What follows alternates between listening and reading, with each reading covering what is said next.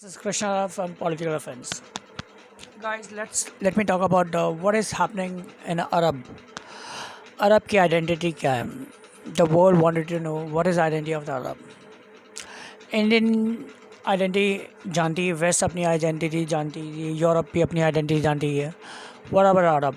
अरब तो काफ़ी मेरे ख्याल से कुछ नॉट काफ़ी सालों से बहुत मेरे ख्याल से it's been like more than 4 और 5 डेकेड.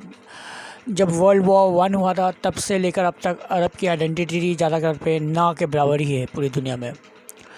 मोस्टली उनको ज़्यादा करके सिर्फ ऑयल्स के वजह से दुनिया में एक जो इज़्ज़त मिली है, जो भी मजबूरी में मिली है. अरब आज 2021 राइट नाउ हम लोग 2021 में अरब की आइडेंटिटी कहाँ है? ज़्यादातर अरब के मोस्टली रिचेस्ट कंट्रीज़ के तौर पे माना गया है क्योंकि उनके पास तेल है.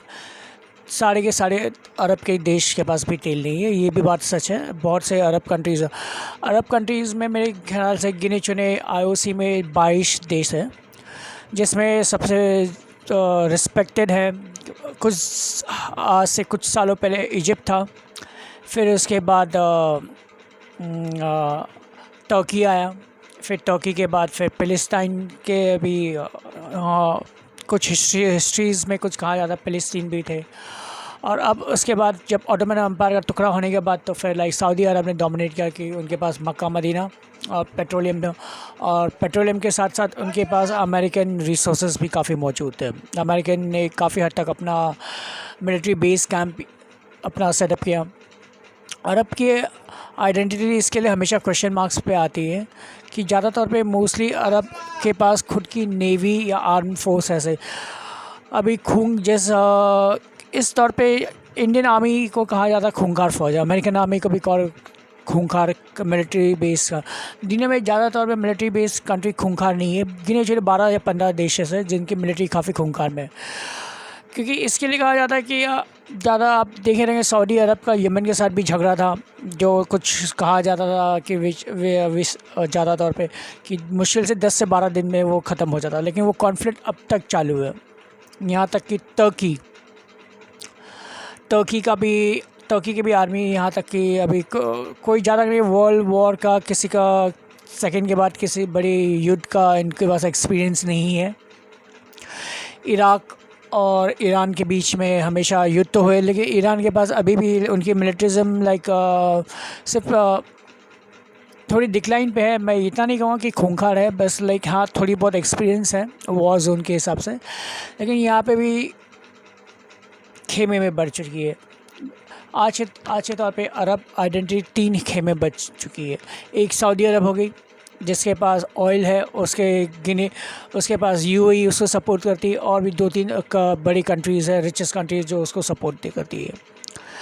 फिर दूसरी हो गई तुर्की इस बिना मॉडर्न सेकुलरिज्म में कहा गया था, लेकिन ज़्यादा तौर पे जब से उनके जो नए प्रधानमंत्री वहाँ के प्रेसिडेंट बने हैं, उन्होंने अपनी इमेज अपनी कंट्री के जो ऑटोमन एम्पायर का ख्वाब देखने के तौर पे उन्होंने अपने पूरे सत्यानाश कर दिया.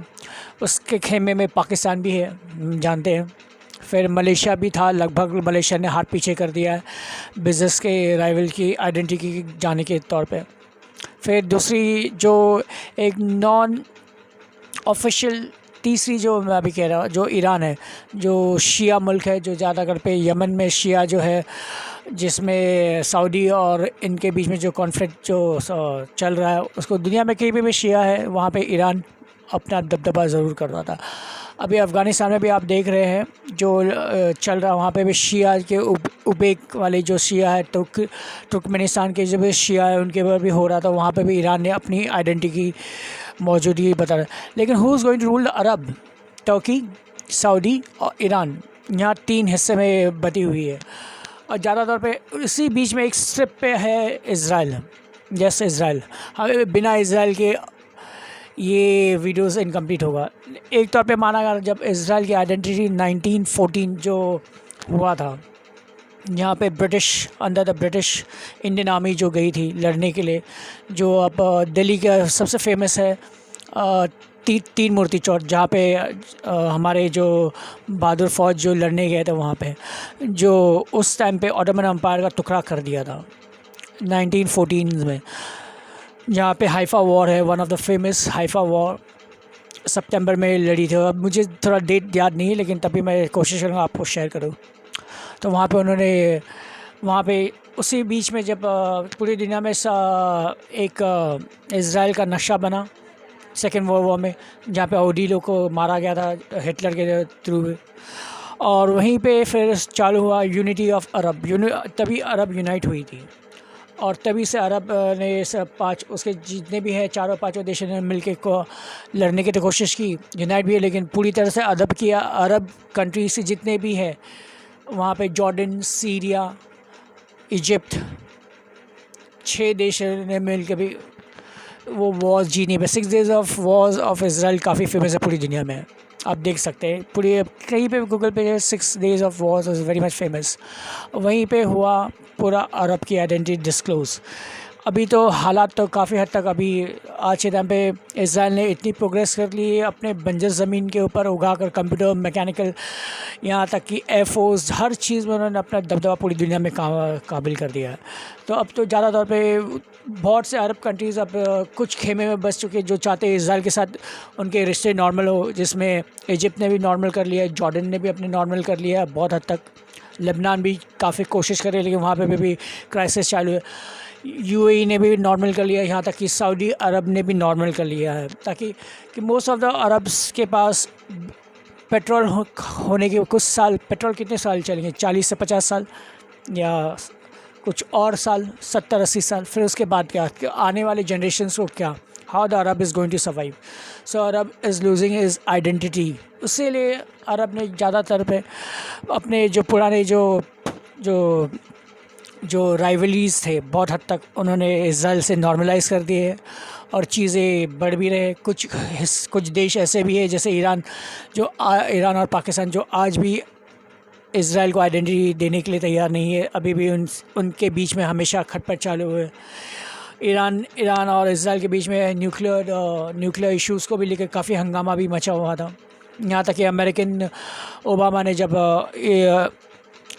ईरान के ऊपर जब ये लगी थी what you call nuclear deal के ऊपर से जो बैन लिफ्ट आउट कर दिया था, लेकिन ट्रम्प के आते ही फिर से वो लिफ्ट आउट हो गया, क्योंकि ईरान अपने nuclear programme has a military basis operate करना चाहते हैं, not has a clean source of energy. जैसे इंडिया में हमारे कहा जाता है हम क्लीन सोर्सेज ऑफ एनर्जी में बहुत हद तक बिलीव करते हैं, बजाय उससे न्यूक्लियर से आर्म्स रेस में जाने की जगह। So this is all about Arab struggle, is all about his their journey. मैं इस वीडियो को आगे सेकंड हिस्से में ज़रूर बना दूंगा ताकि आपको मैं और इस बारे में डिस्क्रिप्शन और अच्छी तरह से होमवर्क करूँ, एक शॉर्ट डिस्क्रिप्शन है फॉर द अरब आइडेंटिटी।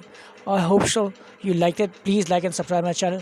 और मैं और ज़्यादा करके इस डिटेल में इस वीडियो को बनाऊँगा क्योंकि it's really very interesting topic.